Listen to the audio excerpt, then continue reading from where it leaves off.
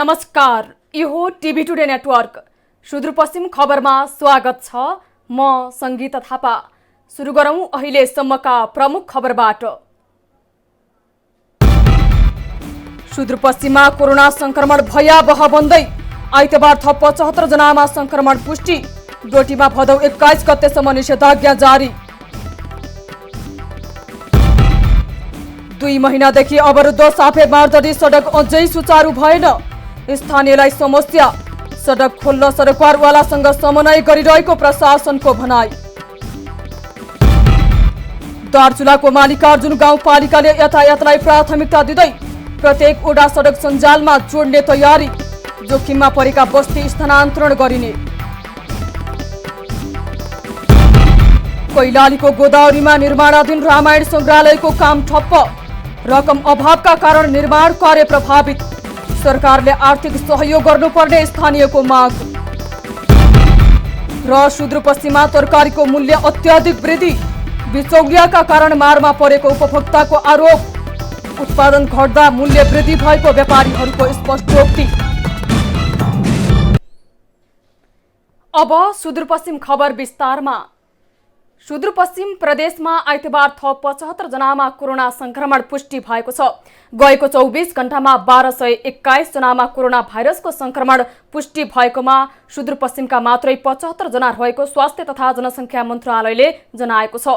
आइतबार सबैभन्दा बढी बझाङका 47 जनामा संक्रमण देखिएको छ।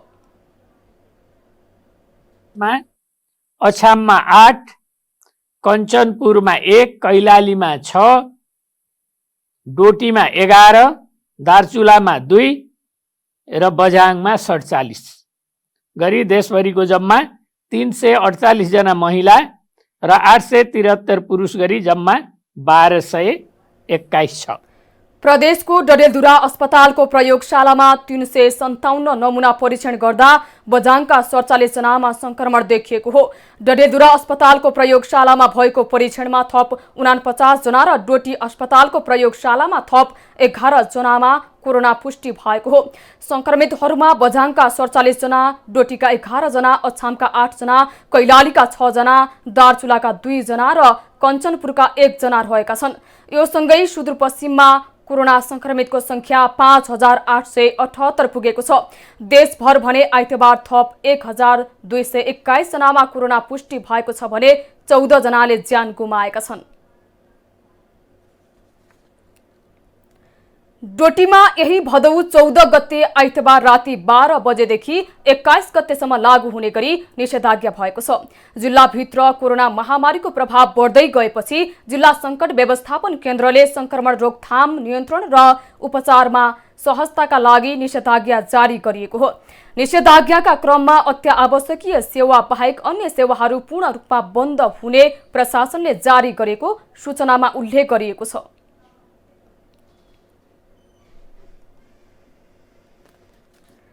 बैतडीमा कोरोना भाइरसका बिरामी दिन प्रतिदिन बढेसँगै जिल्ला प्रशासन कार्यालयले लगाएको निषेधाज्ञा 1 हप्ता थपिएको छ।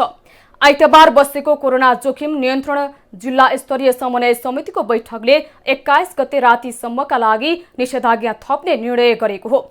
यसअघि भदौ 8 गते राति 12 बजेदेखि लागू हुने गरी भदौ 14 गते राति 12 बजेसम्मका लागि जारी गरिएको निषेधाज्ञा 1 हप्ता थपिएको जिल्ला प्रशासन कार्यालय बैतडीका प्रमुख जिल्ला अधिकारी मोहनराज जोशीले बताउनुभयो।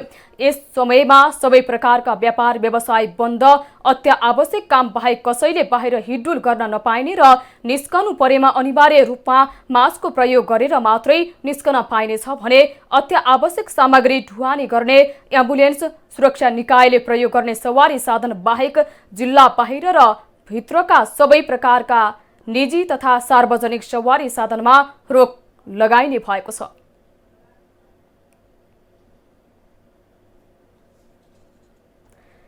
कैलालीको जानकी गाउँपालिकामा 17 वर्षीय किशोरीलाई सामूहिक बलात्कार गर्ने 4 जनालाई प्रहरीले पक्राउ गरेको छ। पक्राउ पर्नेमा जानकी 9 पूर्व खैरी फाटा बस्ने 18 वर्षका लोकेन्द्र राउत, कुमार कडारा, शंकर विश्वकर्मा र 20 वर्षीय दीपक कडारा रहेका छन्। भदौ 11 रातको समयमा काकाको घरबाट फर्कँदै गरेकी किशोरीलाई उनीहरूले खेतबारीमा लगेर जबरजस्ती बलात्कार गरेको भन्दै किशोरीले इलाका प्रहरी कार्यालय टिकापुरमा जाहेरी दिएकी थिइन्।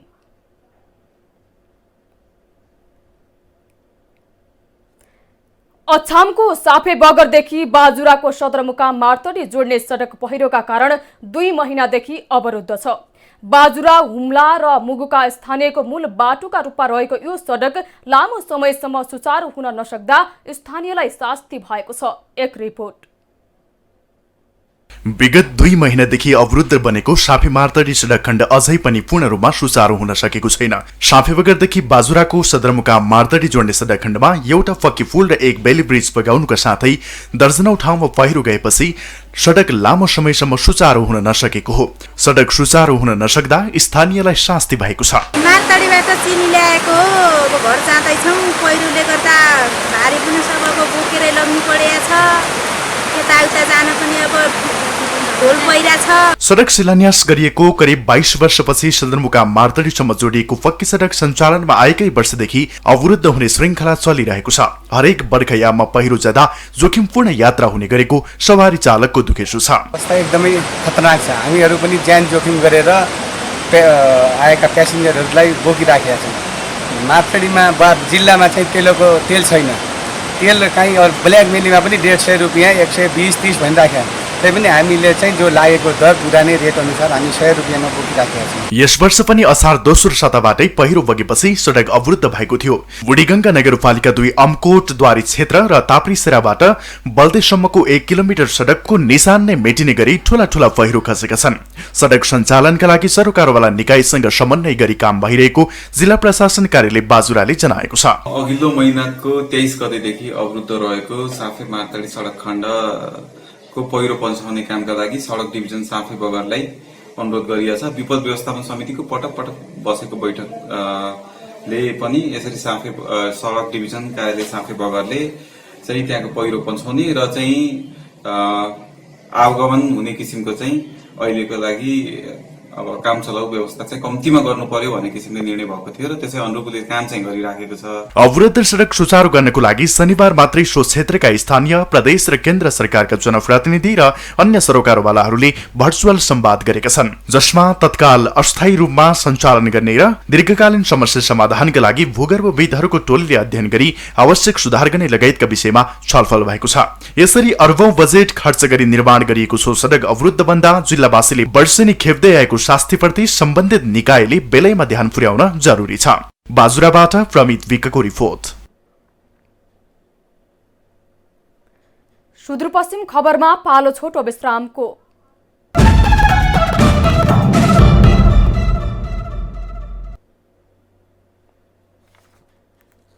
अब बाँकी खबर। दार्चुलाको मालिकार्जुन गाउँपालिकाले प्रत्येक वडा कार्यालयहरूलाई सडक सञ्जालमा जोड्ने तयारीका साथ काम गरिरहेको छ। मालिकार्जुन गाउँपालिकामा मात्रै 1 दर्जन बढी सडकहरू निर्माणाधीन अवस्थामा रहेका छन्, तर ती सडकहरूले विकाससँगै विपत्ति समेत निम्त्याएको स्थानीयको भनाइ छ। भएको जमिन चाहिँ पुरै नष्ट भएको छ। जति मसँग जमिन थियो पुरै चाहिँ नष्ट गरेर चाहिँ अब त्यो पालिकामा म धाइको धाइ छौँ, न त पालिकाले हेरिदिन्छ अनि न त चाहिँ ठेकेदारजीले चाहिँ अब त्यसमा चासो नै गरेको छैन।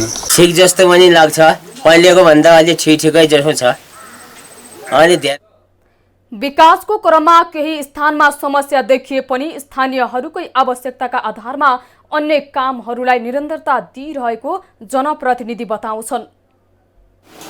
समस्याहरूसित जोडिएको कुरा बाटोघाटोहरू, अहिले पिसिसी बाटो, सोलिङ बाटो निर्माणका कार्यक्रमहरू, साना सिँचाइका योजनाहरूलाई प्राथमिकतामा राखेर वडाभित्रका कामकारहरू अगाडि बढाइएका छन् र उपलब्धिपूर्ण नै छन् यी समग्र कामकारहरू। सडक निर्माणले गर्दा जोखिममा परेका स्थानीयहरूको पुनर्स्थापनाका लागि ठोस योजनाका साथ काम बनाएर अगाडि बढ्ने गाउँपालिकाले जनाएको छ। सम्पूरकको बजेटमा पनि 50% गाउँपालिकाले बेहोर्ने, 50% प्रदेश र सङ्घले बेहोर्ने गरेर पनि सडक सञ्चालनमा ल्याएका छौँ र ती सडकहरू अहिले तपाईँको वडा सदरमुकामसम्म पुग्ने अवस्थामा, निर्माणाधीन अवस्थामा छन् भने केही बस्तीहरू जो तपाईँको वडा नम्बर 6 को बाँको क्षेत्रको मान्छे जो आफ्नो गाउँपालिका पुग्नलाई चाहिँ समस्या छ भने जिल्ला सदरमुकाम जान बरु सजिलो, आफ्नै गाउँपालिका आउन पुग्न चाहिँ उहाँहरूलाई भौगोलिक विकटता थियो भने त्यसलाई सम्बोधन गर्नका निमित्त पनि हामीले सडक सञ्चालनमा राखेका छौँ। दार्चुलामा सडकहरू निर्माण गर्दा डीपीआर भन्दा फरक ठाउँमा सडकहरू निर्माण गरिन थालेपछि जोखिम बढ्न थालेको जानकारहरूको बुझाइ छ।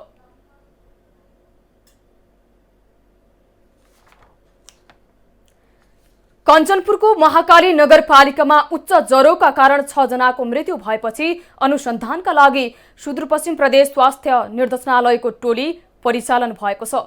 2 साताको अवधिमै उच्च ज्वरोका कारण 6 जनाको मृत्यु भएपछि टोली संक्रामक रोगबारे अनुसन्धान गर्न महाकाली पुगेको हो।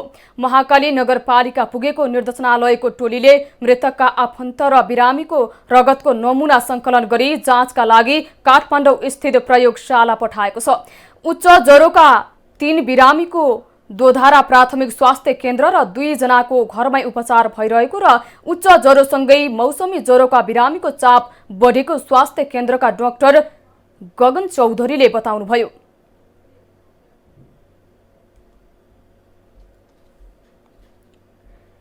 डोटीमा सञ्चालन भइरहेको आवास कार्यक्रमले 333 दलित तथा विपन्न परिवारका लागि नयाँ घर निर्माण गरेको छ। सुदूरपश्चिम प्रदेश सरकारद्वारा सञ्चालन हुँदै आएको उक्त कार्यक्रमले घरबार नभएका सयौं दलित समुदायका घर निर्माण गर्न थालेपछि यहाँका दलित समुदाय निकै खुसी भएका छन्। उक्त कार्यक्रमले श्रमदान बाहेक 3 लाखमा 1 तले जस्ता पाताले छाएको 2 कोठे भवन निर्माण गर्न थालेको छ। प्रदेश सरकारको जनता आवास कार्यक्रमले निर्माण गरेका सबै घर भूकम्प प्रतिरोधात्मक भएको शहरी विकास तथा भवन निर्माण कार्यालय दिपायलले जनाएको छ।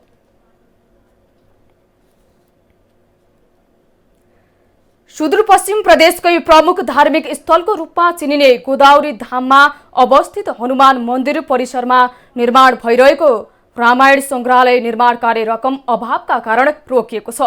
करिब 5 करोड लागत एस्टिमेट गरिएको संग्रहालयको अहिले 10% मात्रै निर्माण सम्पन्न भएको छ। एक रिपोर्ट।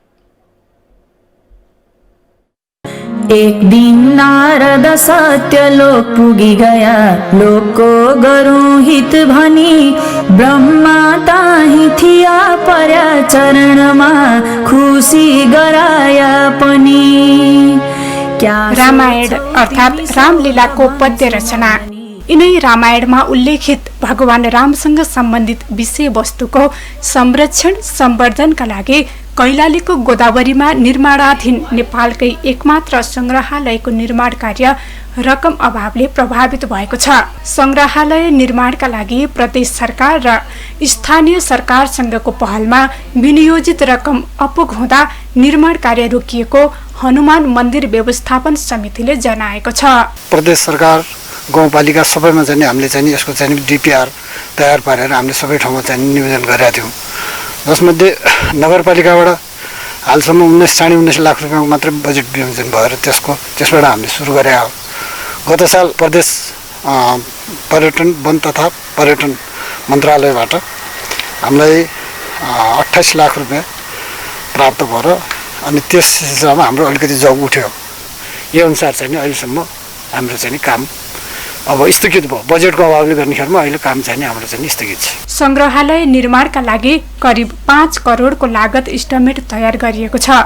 हालसम्म गोदावरी नगरपालिकाले 19 लाख, प्रदेश सरकारको उद्योग पर्यटन वन तथा वातावरण मन्त्रालयले 28,10,000 र 5 लाख जनश्रमदान गरी करिब 52 लाख बराबरको कार्य सम्पन्न भएको छ।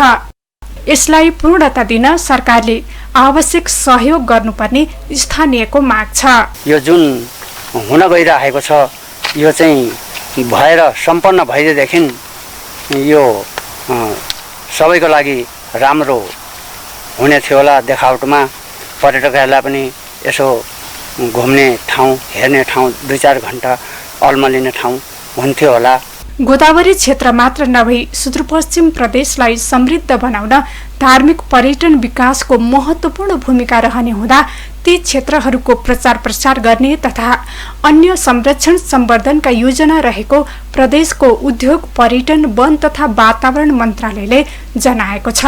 सुदूरपश्चिम चाहिँ पर्यटकीय गन्तव्य नै बन्ने छ अरू मुलुकका लागि र यो आन्तरिक पर्यटन पनि हाम्रो देशभित्रैको आन्तरिक पर्यटनका लागि पनि हामी आमन्त्रण गर्दैछौँ।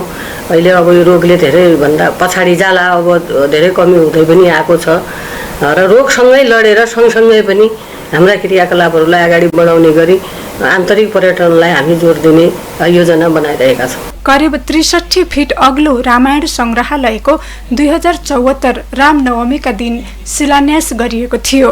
निर्माणाधीन संग्रहालयभित्र राम जानकी मन्दिर, पञ्चदेवताको मन्दिर, अशोक वाटिका, अञ्जनी वाटिका, सीतावन वाटिका, उद्यान लगायतका संरचनाहरू निर्माण हुनेछन्। टिभी टुडे एचडी का लागि कैलालीबाट अनिल पन्तको रिपोर्ट। अब जनआवाज।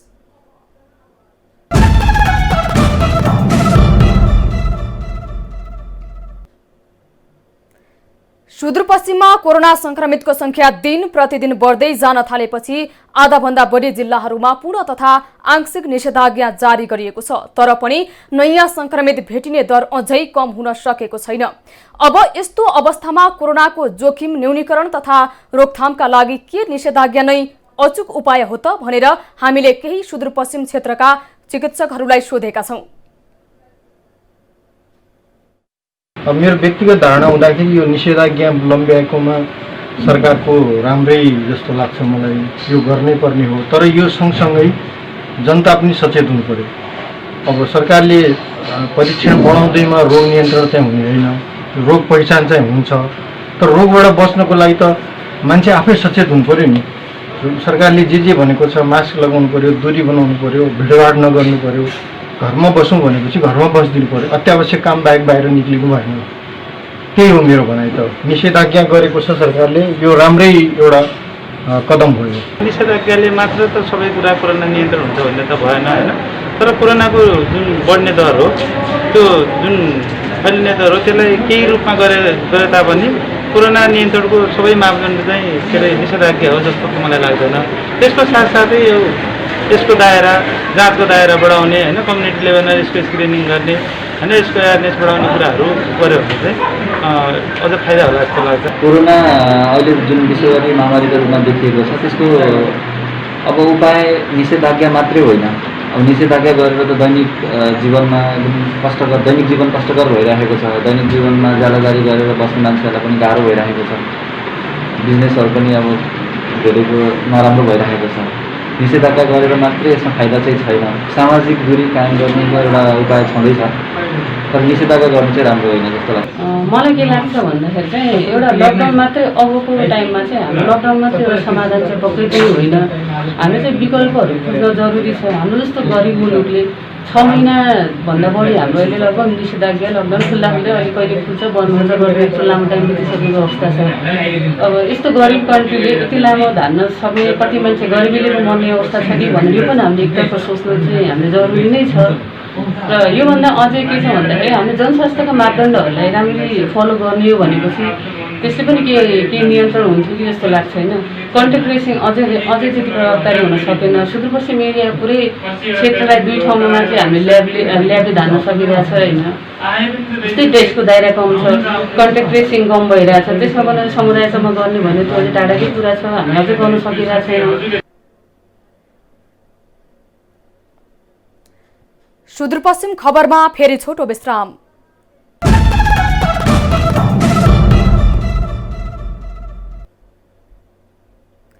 अब आर्थिक खबर।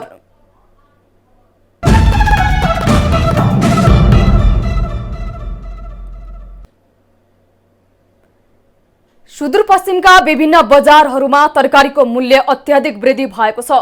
भारतबाट कम आयात हुनु र स्थानीय स्तरमा पनि उत्पादन घटेको हुँदा बजार आपूर्ति पनि कम परिणाममा भएकाले थोक मूल्यमा वृद्धि भएको हो। एक रिपोर्ट।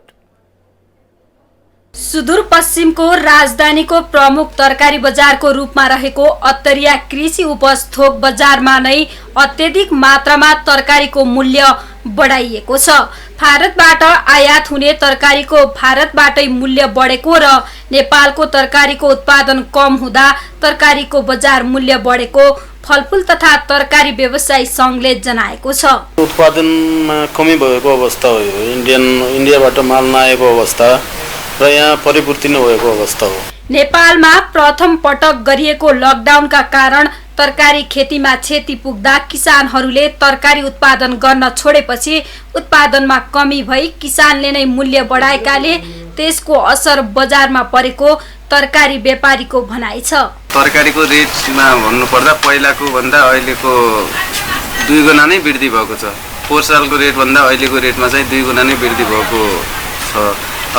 पहिलाको यो लकडाउनको कारणले गर्दाखेरि पहिला चाहिँ तरकारी सिजन लेभल हिसाबले उत्पादन हुन्थ्यो। अहिले चाहिँ लकडाउनको कारणले पहिला किसानले घाटा बेहोरेको कारण त्यता पहाडतिरको अहिले सिजन भनेको पहाडको मात्रै भयो। त्यही भएर पहाडको किसानहरूले मकै छरेर भए पनि आफ्नो पेट पाल्नु पर्छ भनेर तरकारीको बिक्री बजार नपाएर उनीहरूले बारीमा मकै छर्न बाध्य भए। सामान्यतया तरकारी बजारमा सस्तो तरकारी पाइन्छ भन्ने आम मनोविज्ञान रहे पनि बिचौलियाहरूका कारण तरकारीको मूल्य अत्यधिक मात्रामा वृद्धि भएको उपभोक्ताहरूको भनाइ छ। लगभग सुनको भन्दा नि बढी वृद्धि भइराखेको महसुस गरेको छ हामी उपभोक्ताहरूले। हदै भइसकेको छ। आलु अब अहिले हाराहारी हाम्रो पहाडी क्षेत्रबाट आएको आलुको मूल्य 90 रुपियाँ किलो हामी लिइराखेका छौँ। अनि यति कसरी पुग्यो भन्दाखेरि 75-80 हामीले उहाँबाट होलसेलमा ल्याउनु पर्छ। त्यसमा पनि छिप जान्छ हैन। अनि सर्ट गर्ने आइटम भएको कारणले गर्दाखेरि महँगो भएको भन्ने अब विक्रेताहरूले भन्ने हामीलाई भन्ने गर्छन्। सुदूरपश्चिममा खपत हुने तरकारीको ठूलो हिस्सा भारतबाट आउँछ, तर नेपाली किसानले भने उचित मूल्य पाएका छैनन्, जसबाट बिचौलिया मोटाउने र किसान तथा उपभोक्ता दुवै मारमा पर्ने गरेका छन्। अनेकन बहानाबाजी गरेर तरकारीको मूल्य बढाउने बिचौलियालाई कारबाहीको दायरामा ल्याउन सम्बन्धित निकायहरूको ध्यान जान जरुरी छ। टिभी टुडे एचडी का लागि कैलालीबाट अनिल पन्तको रिपोर्ट। सुदूरपश्चिम खबर सकियो। बिदा लिनु पूर्व प्रमुख खबर फेरि एकपटक। सुदूरपश्चिममा कोरोना संक्रमण भयावह बन्दै आइतबार थप 75 जनामा संक्रमण पुष्टि। डोटीमा भदौ 21 गतेसम्म निषेधाज्ञा जारी। 2 महिनादेखि अवरुद्ध साफे मार्तडी सडक अझै सुचारू भएन। स्थानीयलाई समस्या। सडक खोल्न सरकारवालासँग समन्वय गरिरहेको प्रशासनको भनाई। दार्चुलाको मालिकार्जुन गाउँपालिकाले यातायातलाई प्राथमिकता दिँदै प्रत्येक वडा सडक सञ्जालमा जोड्ने तयारी। जोखिममा परेका बस्ती स्थानान्तरण गरिने।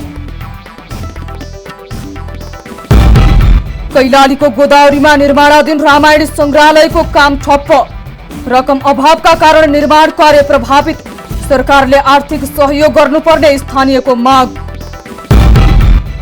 र सुदूरपश्चिममा तरकारीको मूल्य अत्याधिक वृद्धि। बिचौलियाका कारण मारमा परेको उपभोक्ताको आरोप। उत्पादन घट्दा मूल्य वृद्धि भएको व्यापारीहरूको स्पष्टोक्ति। हामीलाई TV today Nepal apps download गरी विश्वभर प्रत्यक्ष हेर्न सक्नुहुनेछ। साथै www.tvtoday.news.com मा गई हेर्न र पढ्न सक्नुहुनेछ भने फेसबुक, युट्युब र ट्विटरमा समेत फलो गर्न सक्नुहुनेछ। विकास, निर्माण र जनसरोकारका विषयमा हाम्रो आवाज जारी छ। अहिलेलाई सम्पूर्ण सुदूरपश्चिम खबर युनिटका साथ म संगीता थापा पनि बिदा चाहन्छु। टिभी टुडे एचडी हेर्दै गर्नुहोला। नमस्कार।